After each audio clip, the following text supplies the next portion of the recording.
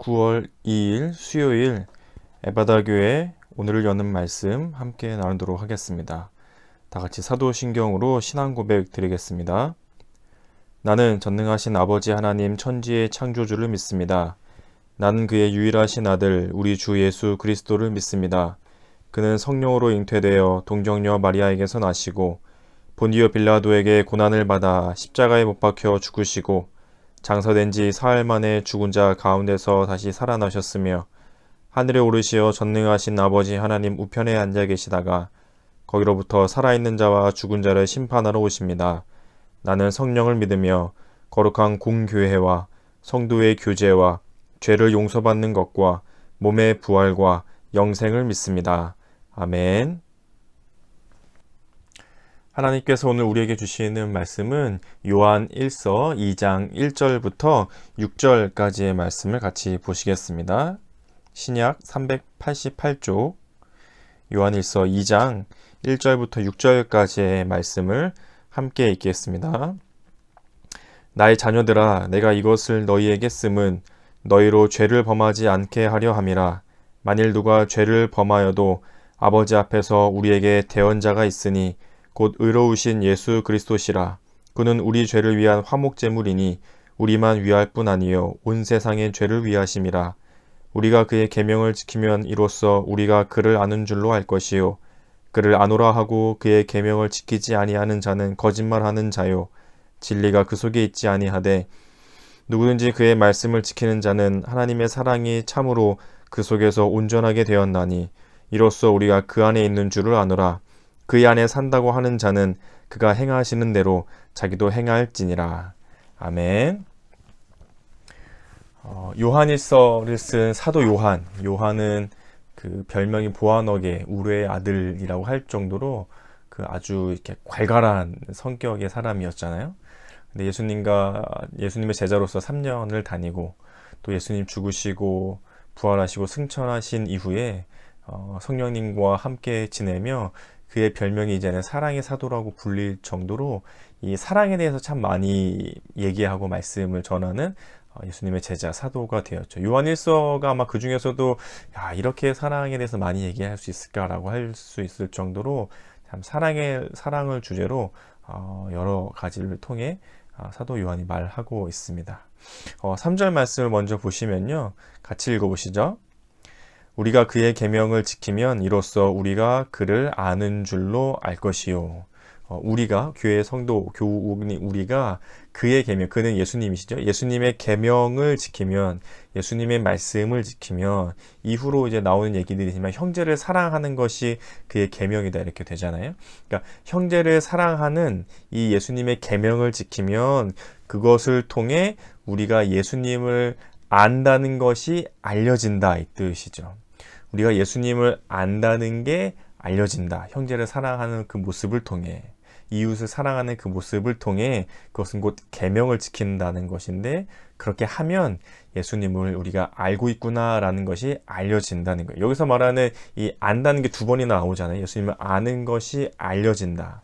이 경험적인 암과 지식적인 알므로 좀 나눠지는데요. 예를 들어보면 이런 거일 것 같아요. 예를 들어 어떤 사람이 이제 축구를 한다. 근데 소개로 누구를 불렀는데 이 사람들한테 얘기하는 거죠. 야, 저 사람이 축구 좀 할 줄 안대. 좀 축구 좀 할 줄 아는 사람이 온대. 한번 보지 하면서 와서 이제 축구를 하는데 잘해요. 슛도 잘 때리고 패스도 잘하고 달리기도 빠르고 막 체력도 좋고. 그런데 이 사람이 단 한 가지 규칙을 몰라요.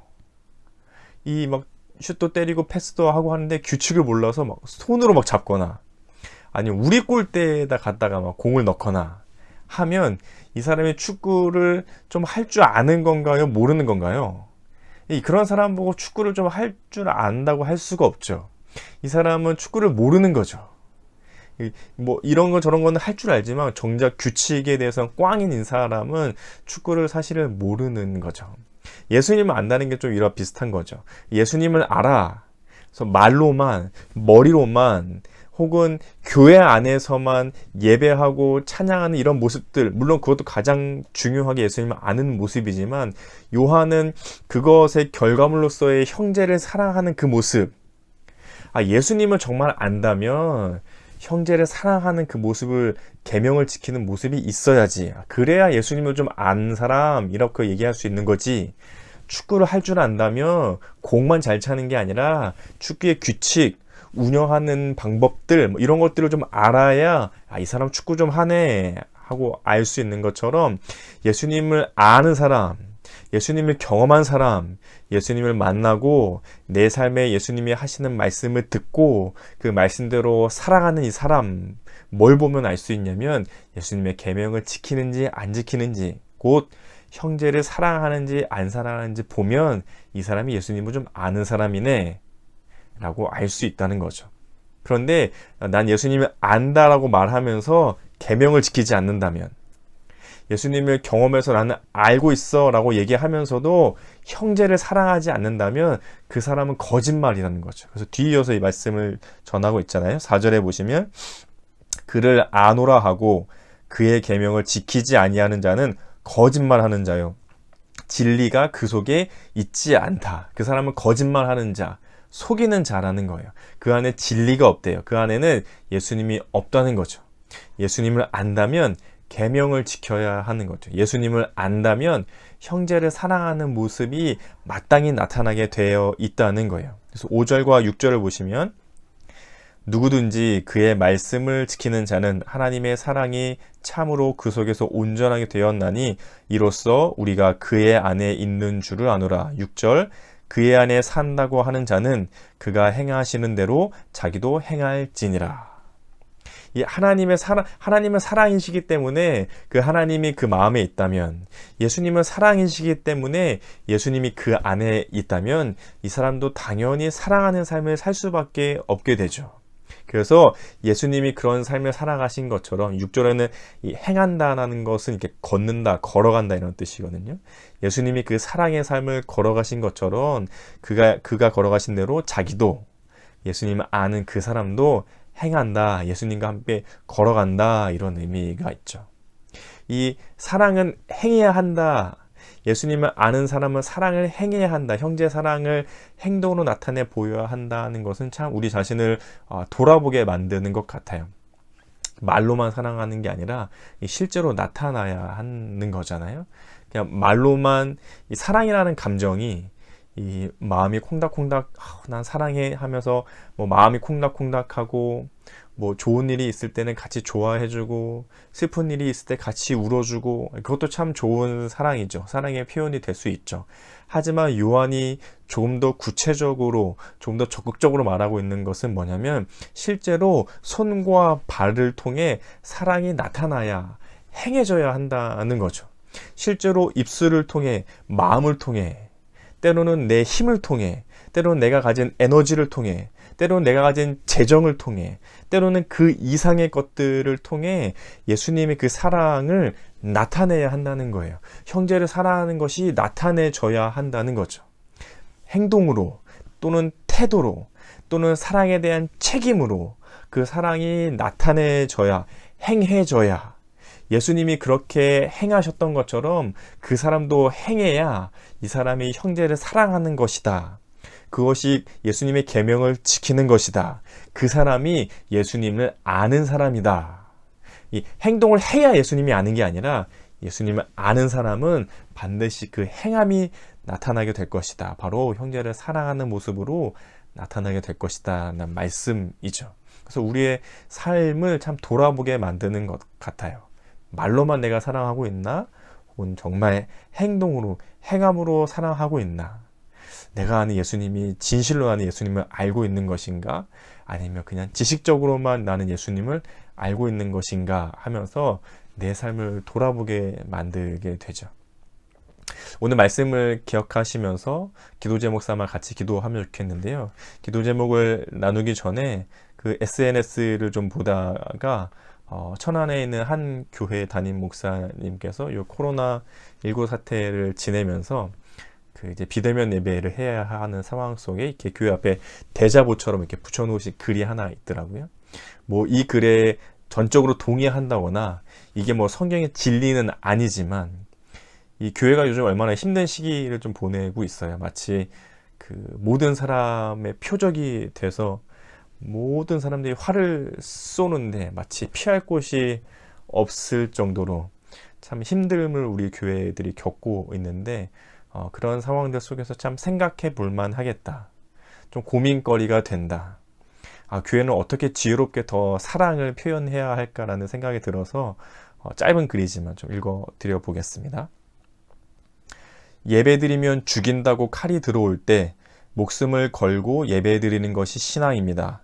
그러나 예배 모임이 칼이 되어 이웃의 목숨을 위태롭게 하면 모이지 않는 것이 신앙입니다. 한 번 더 읽어드릴까요? 예배드리면 죽인다고 칼이 들어올 때 목숨을 걸고 예배드리는 것이 신앙입니다. 그러나 예배 모임이 오히려 칼이 되어 이웃의 목숨을 위태롭게 하면 모이지 않는 것이 신앙입니다. 참 어려운 문제인 것 같아요. 모이냐 안 모이냐, 어떻게 예배 드려야 하냐, 참 섣불리 판단하기 어렵지만, 또 이 목사님이 하신 얘기가 전적으로 맞는 것인지 아닌 것인지 우리는 다 알 수는 없지만, 이럴 때일수록 지혜롭게 교회가 사랑을 표현하는 것은 참 중요한 것 같습니다. 그래서 모든 사람들이 우리 교회를 보면서, 야, 교회가 나를 정말 사랑해 주는구나, 교회가 이웃을 정말 사랑하고 있구나, 교회가 이 사회와 이 나라와 이 국가, 온 세계를 정말 사랑하고 있구나라는 것이 나타내 보여져야 하는 것은 마땅한 일이죠.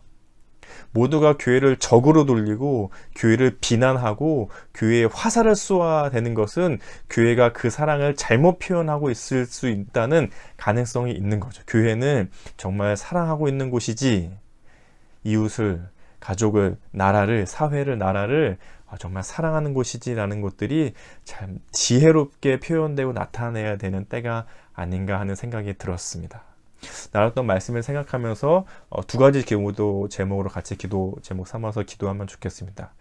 먼저는 나는 정말 그리스도인, 예수님을 아는 사람으로서, 또 그러한 하나의 교회로서 나의 가족, 이웃 또는 친지들, 타인들, 교회 공동체들, 또 내가 모르는 이웃의 사람들, 또는 여러 가지 관계로 엮여있는 사람들을 사랑해야 하는 것이 마땅한 일인데, 어떻게 해야 할까? 어떻게 지혜롭게 교회가 그들을 사랑한다고 나는 표현할 수 있을까? 실제로 나타낼 수 있을까라며 기도하고 하나님께 지혜를 묻고 실제로 실천해 볼 수 있는 오늘 하루가 되면 좋겠습니다. 그리고 두 번째로 기도하실 때에 우리 에바다 교회와 한국교회 다음 세대를 위해서 함께 기도해 주시면 좋겠습니다. 얼마나 어른들도 혼란스럽게 보내고 있는데 또 우리 다음 세대들도 혼란스럽게 보내고 있겠어요. 하지만 우리 어른들이 그들을 위해서 기도해 주어야죠. 하나님은 여전히 살아계시고 우리의 삶에 관심을 가지고 계시고, 여전히 관심을 가진 그 하나님께서 해결할 능력이 있으셔서 우리의 삶을 다시 한번 하나님이 기뻐하시는 삶으로, 기뻐하시는 상황들로, 하나님이 원하시는 상황들로 인도해 주실 거라고, 지키시고 돌보아 주실 테니 믿음을 잃지 않고 신앙을 잃지 않고 계속해서 성장하고 자라가라고 우리 어른들이 우리 다음 세대를 위해 기도해 주셨으면 좋겠습니다. 우리 에바다 교회를 위해, 또 특별히 한국교회 다음 세대들이 모두가 다 혼란스러워하고 있는데 그들을 위해서 함께 기도해 주시면 좋겠습니다. 들었던 말씀을 생각하며 우리 다음 세대를 위해 함께 기도해 주시고, 또 각자의 기도 제목 위에 기도하신 후에 주기도문 하시고 이 시간을 마치시면 좋겠습니다. 함께 기도하시겠습니다.